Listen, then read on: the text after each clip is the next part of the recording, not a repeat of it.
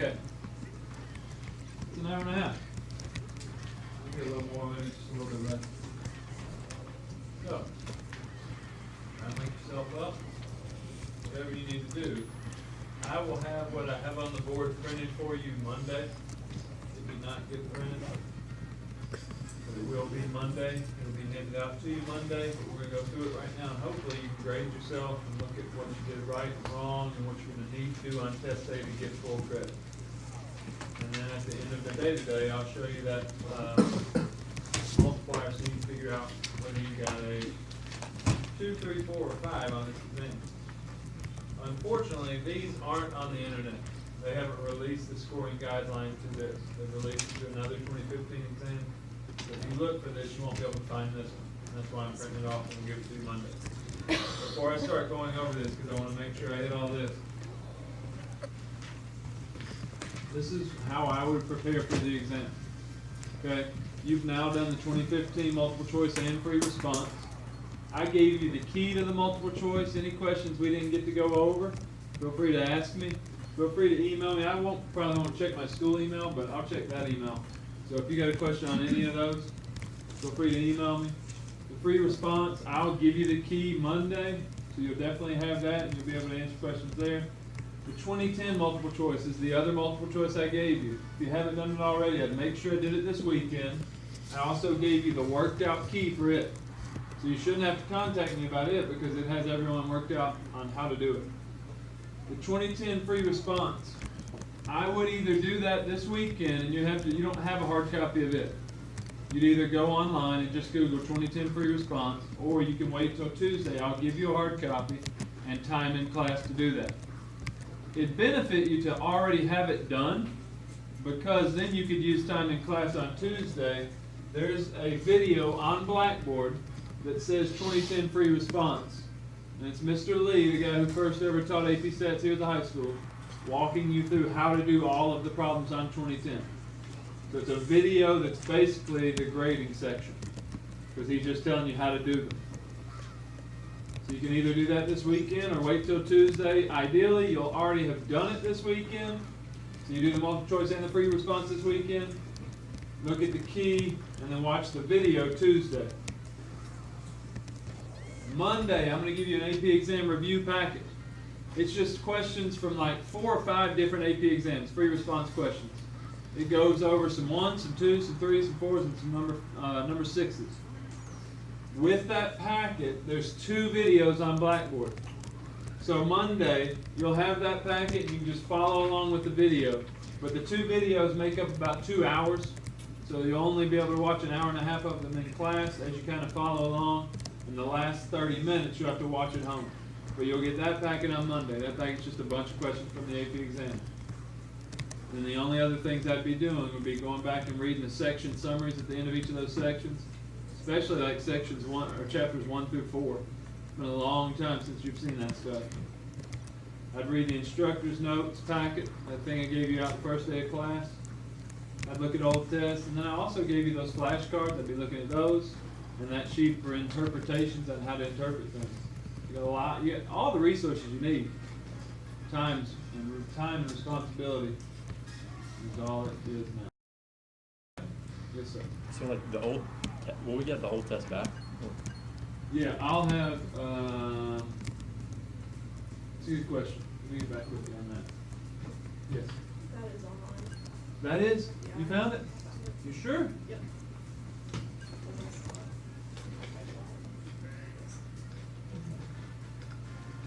What'd you think? International? Yes, that's what you're saying. Oh, cool. Okay, awesome. You can find this. Great. I couldn't find it. What do you have to say? Have you found? What'd you type in? You just type in Let's this? start on the board, it's kind of long. Sure. Why don't you write it over here? And then you have to like, Big found it too. you have to spell it out for the word. That boy there. Speak up, Nick. Tino couldn't find it. He's like, Jeez. Mario. Wow. My frog guy just upgraded. Thanks.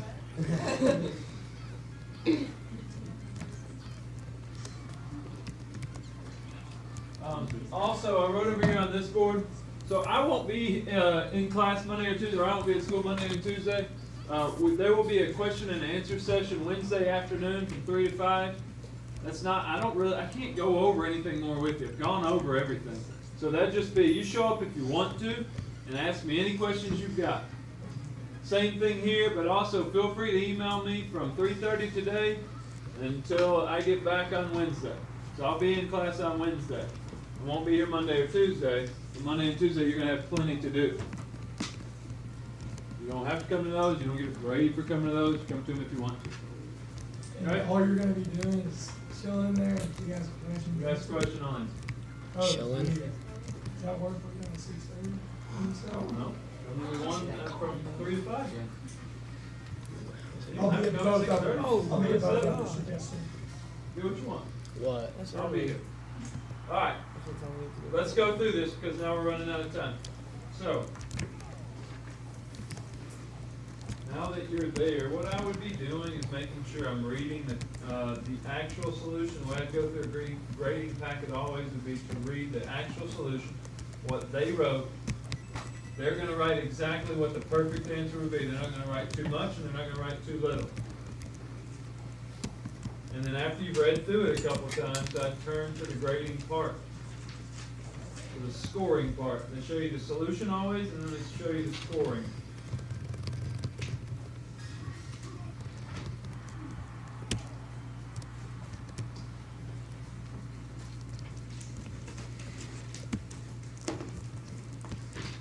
Most people leave out that. When I took this test first time, I left that out.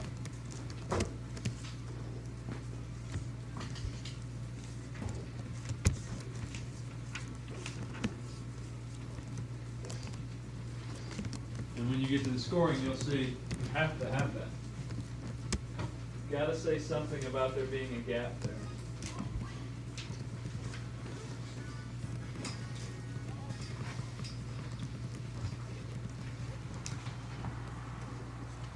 So question 1 said, compare the distributions of percents of seniors who took the college entrance exam for the 2 regions. Remember, that's essentially just saying compare stocks. So you should compare the shape, outliers, center, and spread. Yes, sir. What if you said the median for the percent of seniors? Have you read the scoring part yet, Andy? Read the scoring part. So I think, any question you have, I think you'll be able to answer. So make sure you've read all the way through the scoring part. Don't just look at the solution, because they break down pretty much everything you could have written. It was like a gap question, like you would call that a gap.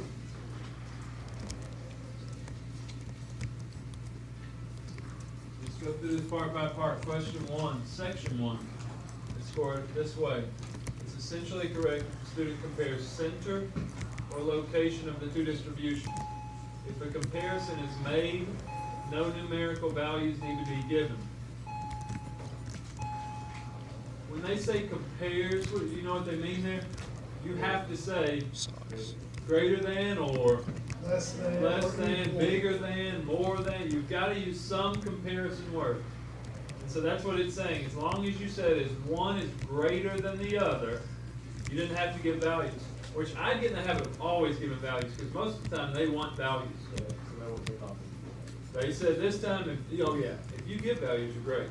But they're saying this time, we'll give you an E, we'll give you full credit if you just compare them using comparison words. P, the student correctly gives the median of the 2 distributions, but doesn't compare them. So if you just said like the median of this is 8, the median of this is 10, you didn't compare them, you only get partial credit. You get a P for that section. Yes, sir. So if you said like the median of one was approximately 8 times greater than the median of the other. You did. Okay. Yeah. Okay, so grade yourself as we go. I'm sure we won't get through all 6, but hopefully you'll figure out by the time you leave here today, all the questions you have are answered. 99% of the questions you have are answered through this. So, section 2. The second thing they want to see. So think about what your first section was. It was just center, you comparing centers. That's all they were grading on. Now, Section 2 is essentially correct if the student correctly compares interquartile range or range of the two distributions. If a correct comparison is made, no numerical values need to be given. So again, as long as you compared them correctly, so you can't just say greater and get full credit, you gotta tell which one's bigger. But as long as you either compare the interquartile range or the range of the two distributions, you get an E. Okay, so those are some examples of what you could have written. Yes, sir. What weight did you put on? You like searched it. It's the first one, and it's page 85. Oh, does it show the multiple choice in there too? Holy crap, really? That's awesome. It's like the entire. You're not supposed to be able to see that. Good for y'all. Good work, Alexandra. Are you a hacker? Alright, B, partially corrected. The student, again, just gives the ranges of the two distributions, but doesn't compare them. Remember, when it says compare, you've got to use comparison words. Partially correct also, though, if the comparison is made using only a general term such as spread or variability.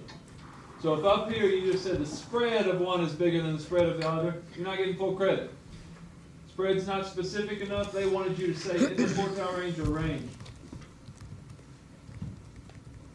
You could also get a P if the student makes a correct comparison based on stated but incorrect values for the range or the IQR.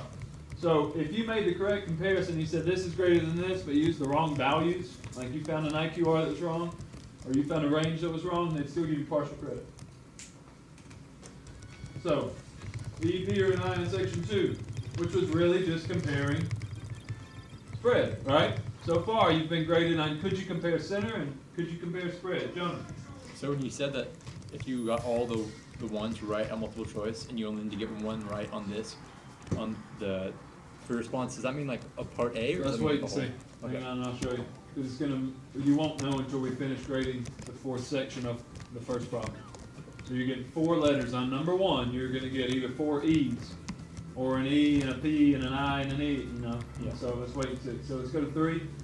3. You had to refer to the gap. I didn't do that when I graded it. Don't make that mistake on the real exam.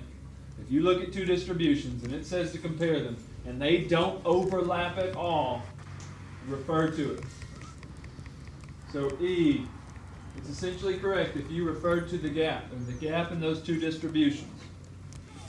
So the correct solution, the one that they write, said a gap exists between the two distributions, stretching from about 28% to 63%.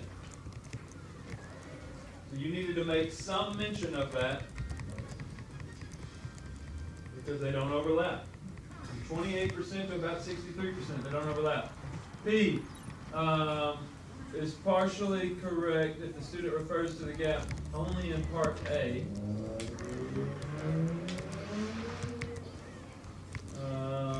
Says that no values occur between 12 and 63%. Or says in part B that there is no overlap between the two distributions. So it's saying P, if you only refer to the gap in part A and not part B, if you remember part B, if you can looking at the test as we go, part B said the histogram will have, part B said, in writing a report, the researcher produced a single histogram of the combined data for region 1 and region 2. It's basically saying you take the data from region 1 and region 2 and put it together on one x-axis and make a histogram. Describe the shape of the histogram. So you've got to talk about that spread, or I'm sorry, that gap that existed up in part A, but then again, you got to talk about it in part B.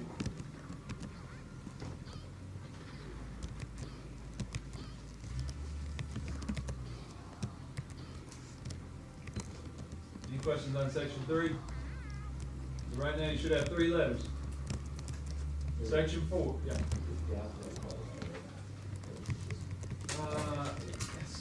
No, I'd probably think about it more as far as shape, but it doesn't matter. If you put it under spread, you know, they're not gonna check to see, did he say socks? As long as you said gap somewhere in there and said where the gap is from 12 to 63%, you're good. Or 28 to 63, sorry. Let's see here. And notice what the mistake is here. You get partial credit if you said no values occur between 12 and 63. Y'all looking at that histogram?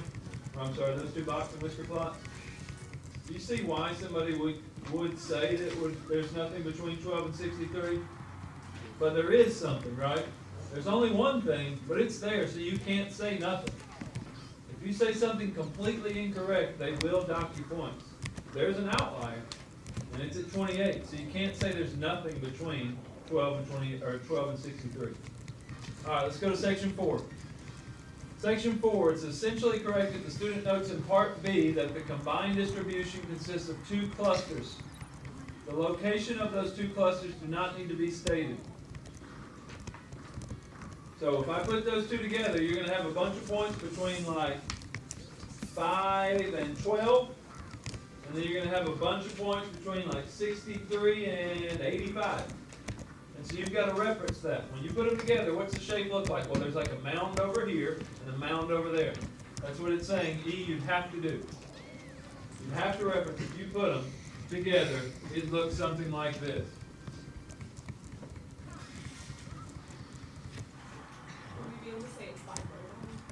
The problem with bimodal is that technically,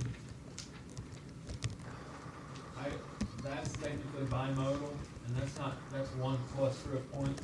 Cluster is like, they're spread out, there's a space between them, right?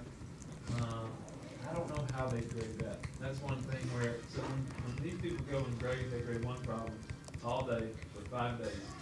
And the first day they get there, they spend 8 hours just talking about all the possible things to make it right. So you'd have to sit in on that to know what they'd say about bimodal. I would assume they'd probably give you a P if you said bimodal instead of saying cluster. Yes, ma'am. So if you don't like explicitly say cluster, but you drew a little picture like that shows 2 clusters, is that completely wrong? Again, I don't know. You would think you definitely get some partial credit. Okay. But if they say describe, I think everyone's gonna want you to write it out. Okay. And so on section 4, you've only got a shot at an E or an I. You either talked about the clusters or you didn't. There's no P on section 4. Okay? So now let's see what grade you got just on question 1. So right now you should have 4 letters, and this is what you would get. Each E you got counts as 1, and each P you got counts as a half. So you add up your 4 letters and see what you got. So if you got 4 E's, you got a 4. 2 E's and 2 P's, you got a 3. Do you understand how you're doing that? So that right there, Jonah, that all determines your question. Okay. Because then at the end of this test, so that's question 1. There's no way we're gonna get through all 6, but I'll jump to the end. I showed you guys the scoring calculator from like the 2006 test. It's been updated since then. So it's not a 70 that gets you a 5 anymore. It is.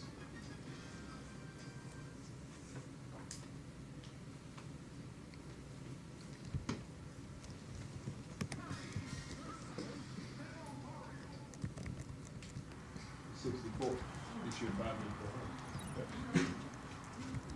The heck? Why is the range for a 5 so large, yet the range for a 4 is so small? The inner quartile range. Don't complain, man. Now, so Jonah asked, he said, if I got all 40 right, we know right now if you got all 40 right, you're sitting on a 50. So if you're sitting on a 50, you're 1 point away from a 4. So if you got all 40 right, you're 1 point away from 4. Not one question, 1 point, right? And so to get 1 point, How do you? all you'd have to do there would have been to get a P.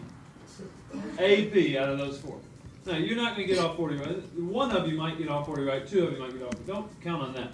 I'd count on getting, hopefully, somewhere around 30 to 35 if you're preparing. If you're not preparing or hadn't done that well this year, I'd count on getting somewhere around 25. Okay? So let's go back, but again, that's what it looks like now. And if you've got that pulled up, all I did was scroll to the very end of the test. You can use this all weekend. Let's go to 2. If all you're doing, and hear me say this, if all you're doing is just doing the practice, the actual test, free response questions, that's not setting you up well. You've got to be grading it, or else you don't know what they're looking for. Don't just do the problems. Make sure you're grading it, because if you're not given what they look for, it doesn't matter how well you knew the content.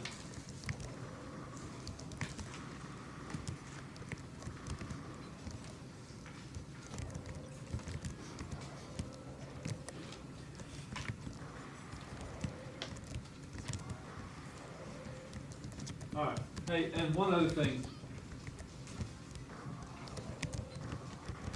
Make sure on this AP exam review packet, I'm not going to be here walking around and holding you by your hand, making sure that you're really watching it and not some YouTube video or doing something from another class. He goes over a chi-square test, which is chapter 11, which we didn't even try to get to. You're going to want to see that and watch it a few times. It's just another significance test. Right? We've looked at z-test and t-test. There's chi-square. It's the very last table. The very last table that you've got in that formula sheet. He goes over it. You watch it a few times. It should make sense. And if it doesn't, you ask me Wednesday or ask me during one of those review sessions.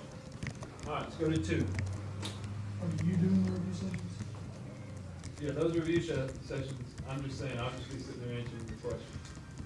So it's gonna be you. I'll be there. You ask me questions. 3 to 5 Wednesday, 6:30 days, Thursday. All right. Is it Thursday when we take the test? Take the test Thursday at noon. And so it is noon, right? Yes. And I also have nothing going on Thursday, 1st and 2nd block. I've got classes, but they're all done, so you feel free to come in here Thursday morning too. All right. Here we go. Number 2.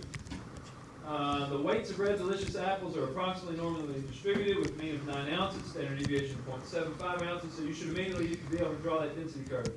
An online gift store sells gift boxes containing 5 red delicious apples. At the time of packaging, 5 red delicious apples are randomly selected and packaged in a box. Describe the distribution of the total weight of the 5 randomly selected apples. Alright, so here we go. A. The difference is what they give you is the distribution of single apples by themselves. And it wants to know what the distribution of 5 apples would look like.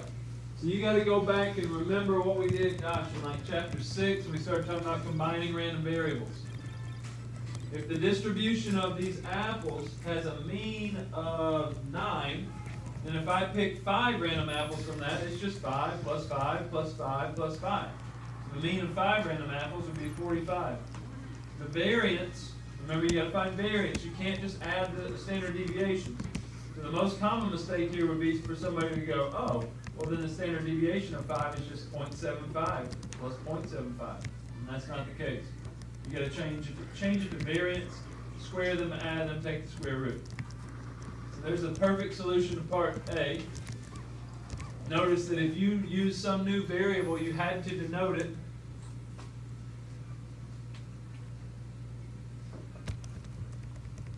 If we were to say just like X or like the variable equals, then we feel like. You're fine. Let's go to B. Using the parameters from part A, the appropriate normal probability can be calculated as follows. And so right here again, and we're going to get to the scoring part, so don't start asking questions yet, but when we get to the scoring part, you'll see that right here, it'd be okay if you didn't use that, but instead you did the calculator normal CDF from, and then whatever you go from to. Right, so we want to know that C is less than 42, so you have normal CDF. Right up there. This might be what you have under norm CDF. You start with a lower bound, and so we want something real small. We just want less than 42, so maybe we go negative 1,000, which we know isn't even possible. I'm definitely covering my bases there. The upper bound is 42. The mean is 45. And the standard deviation is the square root of 2.8125. You can have all that in place of these two steps right here. You just gotta make sure that's labeled, lower bound, upper bound. Don't just put mean here, that's the mean of t, and that's the standard deviation of t. If you just put mean and standard deviation, they're not gonna give you credit for it.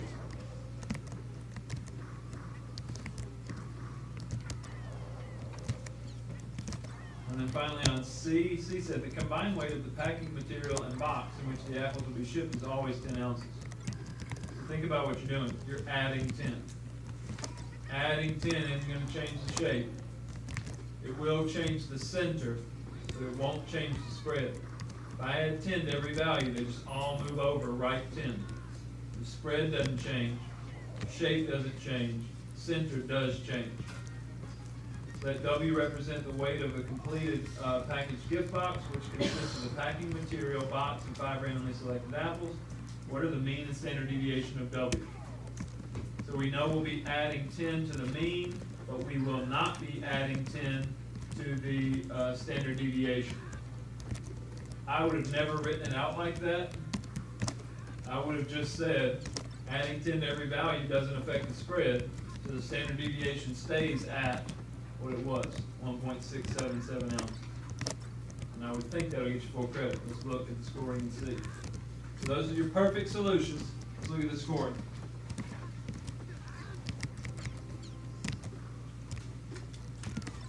All right, A.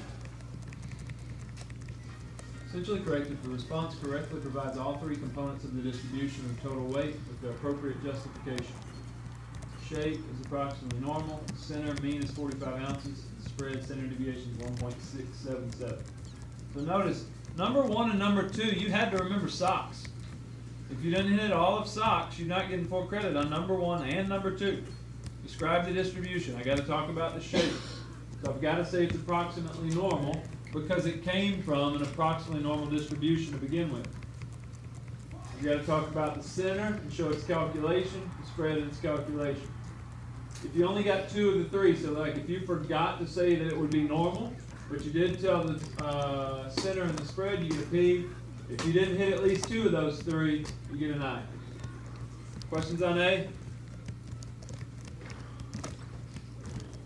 B? Essentially correct if the response shows the correct probability with the correct normal probability calculation, or if the response shows the correct probability with a well-labeled sketch. What do they mean when they say well-labeled sketch? Yeah, that normal curve. The thing I asked you all year to always do no matter what. So you know, if you are doing what we've been doing all year and you show the work and the sketch, you're hitting both things that they would take. They take either one by themselves. Yes, sir.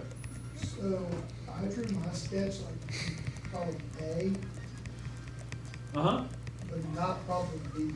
So, but like it showed the same thing. I don't know how to As long as, so on problem, up in A, when you drew the sketch, did you put a line for 42 and shade to the left of it? Yes. You're good then. As long as it's up there, they're gonna give you credit. They're gonna find it.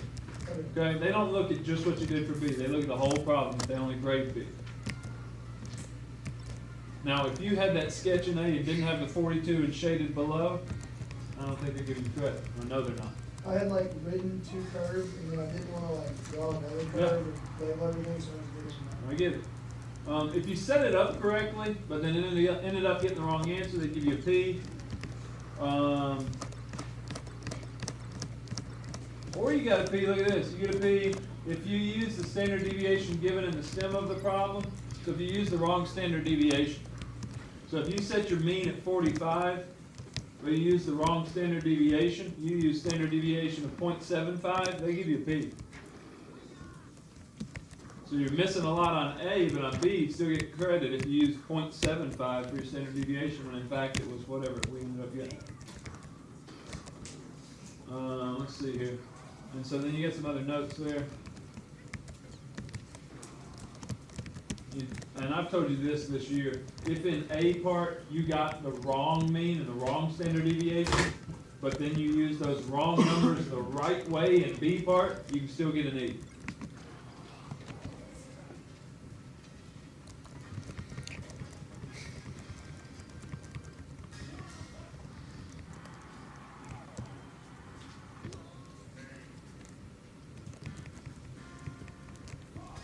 questions on B?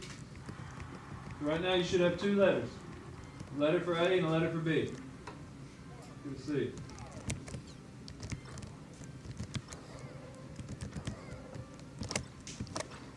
Essentially correct if the response provides the correct values for the two parameters, which hopefully you get. You know, if you're adding 10, it's going to add 10 to the mean, but not to the standard deviation, with appropriate justification. So that's where I think you'd be good if you did it the way we've always done it instead. Because adding 10 to every value doesn't change the spread, the standard deviation will stay the same at whatever it was. If you just said what the values were, no, this says if you said the correct values with the right justification, but you only did it for mean, or you only did it for standard deviation, you get a P.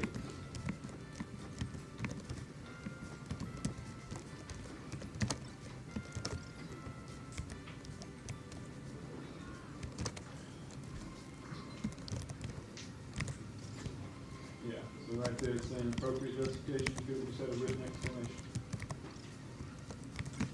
So on number 2, you get a 4 if you had 3 E's. You'd get a 3 if you had 2 E's and 1 P. And then there's 2 ways to get a 2 and 2 ways to get a 1. If you had 2 E's, no, if you had 2 P's and 1 I, you get a 2. 1 E and 2 P's, you get a 2. Or if all 3 were P's, you get a 2.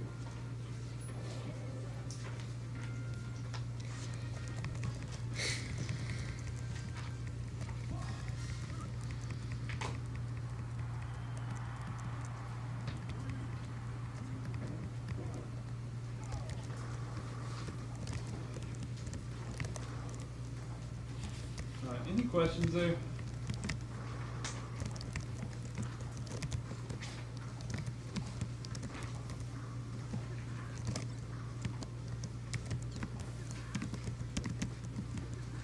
That's the actual picture that you're supposed to be able to see. I know a lot of you probably made that out from here.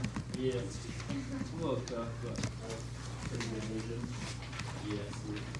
I would take a lot of time to read through the answers here, because this one to me, if you don't remember a lot of the vocabulary from stratified random sampling, you're not gonna get many points at all on this problem. A lot of incorrect vocabulary and making sure you really understood what it wanted here.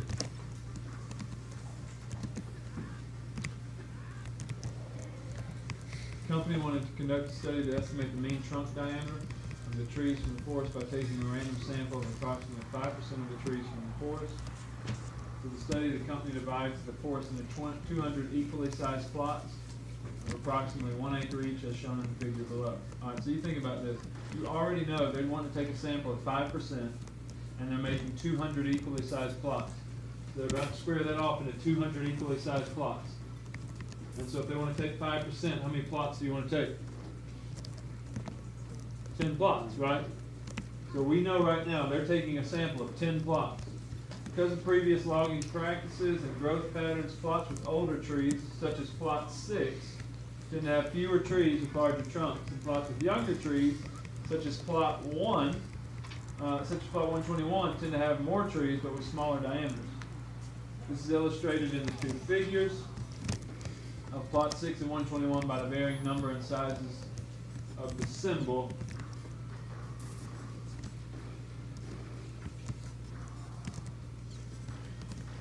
And so if we go up and compare that to the actual picture, we see that up here they're just saying there's not as many trees, but the trunks are a lot bigger. Down here we've got a lot more trees, but the trunks are a lot smaller. Alright, so they say there's tons of trees right in there, but they're all small. Here you can kind of tell from this picture, and it'll be clear on your actual AP exam. Those trees are a lot bigger, and there's not as many of them. Now, so if we really want to take a good sample, we don't want to take all 10 plots right there, right? We don't want to take all 10 here. We definitely don't want to take all 10 right here. No trees there. I know y'all can see that. Okay? So let's keep going. So you've got to remember a lot of definitions here. It'd be a real good idea. I think this is chapter 4. We go back and read it. If nothing else, read this section summaries from chapter 4. Because you've got to know what a cluster sample is. You've also got to know what a stratified sample is. And you got to make sure in both of those you're taking 5% of the trees.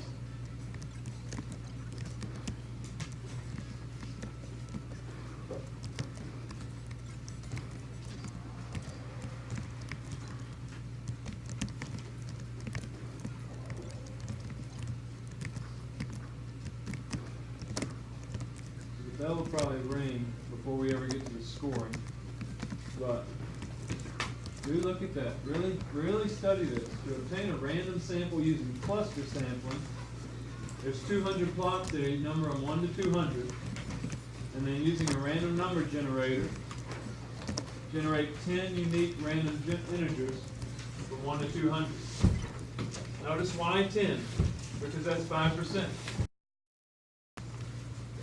But that last sentence is what's key. In a cluster sample, you measure every single tree there. Right? If we take a cluster sample at the high school, the one you guys all used in your studies was the cafeteria lunch. You should try to talk to everybody there if possible, because everybody there represents the entire school. In part B, they're stratified.